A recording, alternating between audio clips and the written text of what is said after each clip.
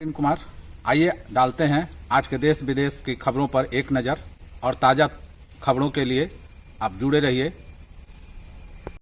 Deputy CM सम्राट चौधरी ने तेजस्वी के बयान से जुड़े सवालों पर कहा, लालू जी को नीतीश कुमार जी के नेतृत्व में इतनी हार मिली है कि उस पीड़ा को सह नहीं पा रहे हैं। यहाँ मोदी और नीतीश दोनों की जोड़ी है। एनडीए इसी तरह 2005 से लगातार आरजेडी को हराती रही है और आगे भी हराती रहेगी। लालू प्रसाद जी के परिवार के पास कोई एजेंडा नहीं है। उनके परिवार के लोगों ने सिर्फ बिहार को लूटने का काम किया है।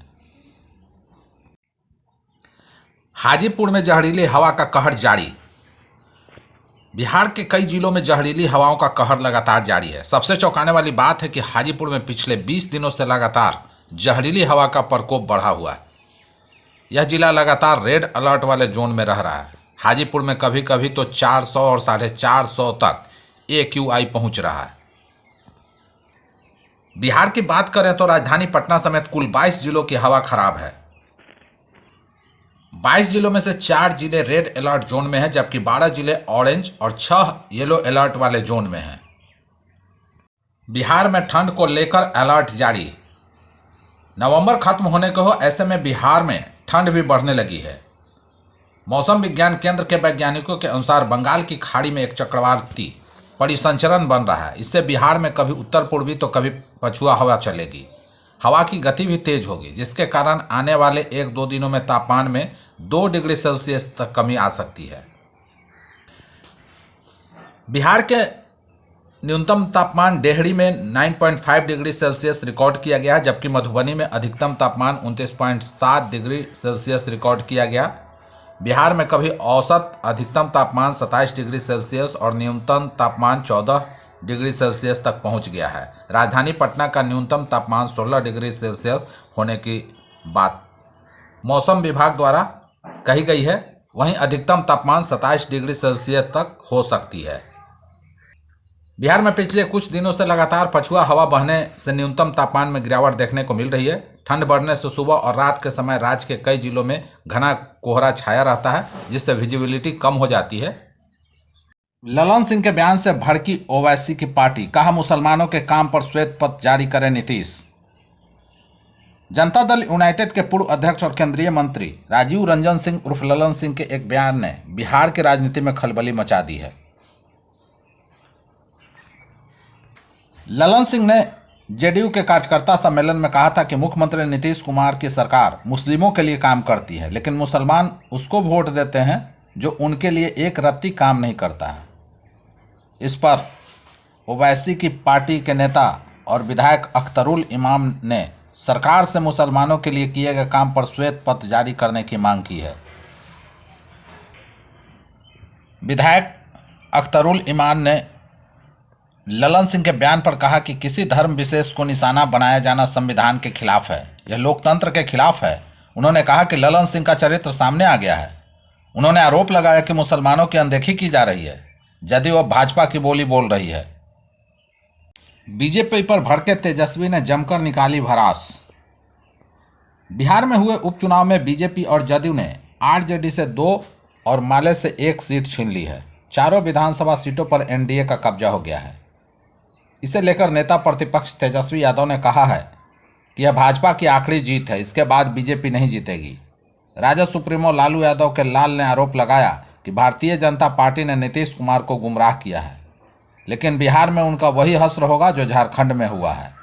उन्होंने पीएम नरेंद्र मोदी पर बिहार की जनता से वादा खिलाफी करने का आरोप लगाया। वहीं तेजस्वी यादव ने कहा कि प्रधानमंत्री नरेंद्र मोदी पर बिहार के लिए किए गए एक भी वायदे को आज तक पूरा नहीं किया। 11 साल पीएम रह लिए, लेकिन बिहार से किया गया एक भी वादा पूरा नहीं किया। विशेष राज्य का दर्जा अब तक नहीं मिला। प्रति वर्ष 2 करोड़ रोजगार नहीं मिली।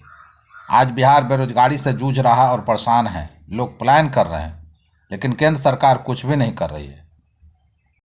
बिहार में हुए विधानसभा उपचुनाव में एनडीए को बड़ी जीत मिली है। चारों सीट जीतकर एनडीए ने अपनी ताकत बढ़ा ली है। इस सीट से जदयू, बीजेपी और हम के विधायकों की संख्या में इजाफा हुआ है, जबकि राजद और कांग्रेस को नुकसान उठाना पड़ा है। चुनाव के बाद 243 सदस्यों वाली बिहार विधानसभा में एनडीए के पास अब 137 विधायक हो गए हैं, जबकि विपक्ष के पास 106 विधायक रह गए हैं। रामगढ़ और तराड़ी सीटों पर जीत के साथ ही बीजेपी अब 80 विधायकों के साथ सदन में सबसे बड़ी पार्टी बन गई है। वहीं बेलागंज सीट जीतकर जदयू के विधायकों की संख्या 45 हो गई है।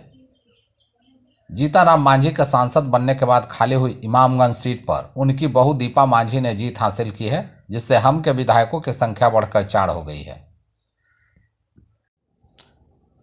बिहार को जल्द एक और 4 लेन मिलने वाला है। केंद्रीय मंत्री नितिन गडकरी ने बिहार के औरंगाबाद, अरवल और पटना जिले को जोड़ने वाले NH 139 के 4 लेन बनाने की घोषणा की है।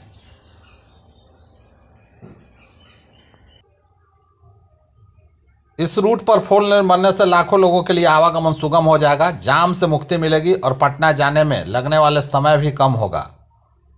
नितिन गडकरी ने बताया था कि मंत्रालय ने NH 139 को 4 लेन बनाने की मंजूरी दे दी है।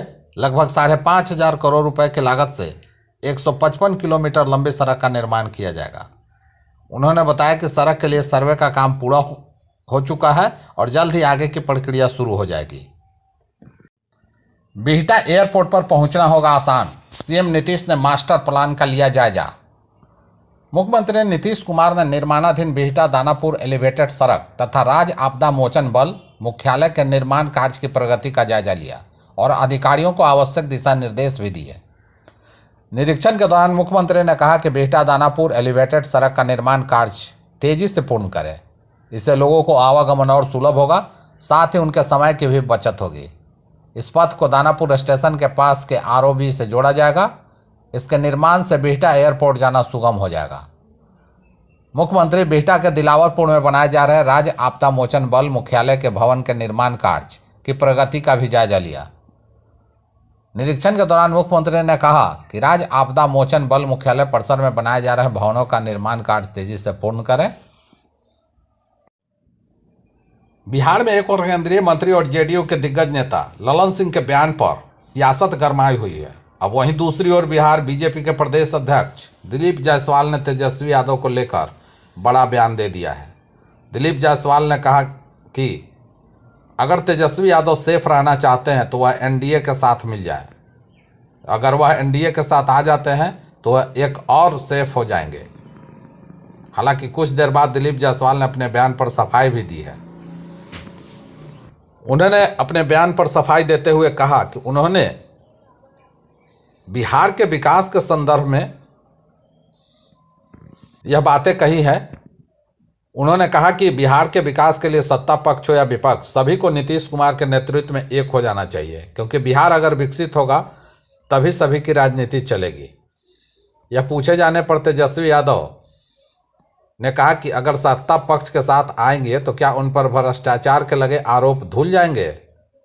का जवाब देते हुए दिलीप जायसवाल ने कहा कि अगर बिहार में कंबाइंड सरकार बनती है तो भ्रष्टाचार से जुड़ा विभाग तेजस्वी यादव को ही दे देंगे और तब तेजस्वी समझेंगे कि आखिरकार भ्रष्टाचार से कैसे निपटना है। उन्होंने कहा कि मेरे बयान का मतलब यही है कि विकसित बिहार का सपना पूरा करने के लिए नीतीश कुमार के नेतृत्व में सत्ता पक्ष हो या विपक्ष, सभी को एक हो जाना चाहिए। ठंड से कांपने लगी है दिल्ली, गिर गया है तापमान। दिल्ली NCR में प्रदूषण के साथ अब ठंड का सितम शुरू हो गया है। मौसम का सबसे कम तापमान 10.2 डिग्री दर्ज किया गया है। वहीं दिल्ली में वायु प्रदूषण से भी लोगों का बुरा हाल है। AQI 500 से पार दर्ज किया गया है। रियल टाइम डाटा के मुताबिक मालवीय नगर में सबसे ज़्यादा AQI 503 दर्ज किया गया। वहीं अब लोगों पर ठंड का सितम भी शुरू हो गया है।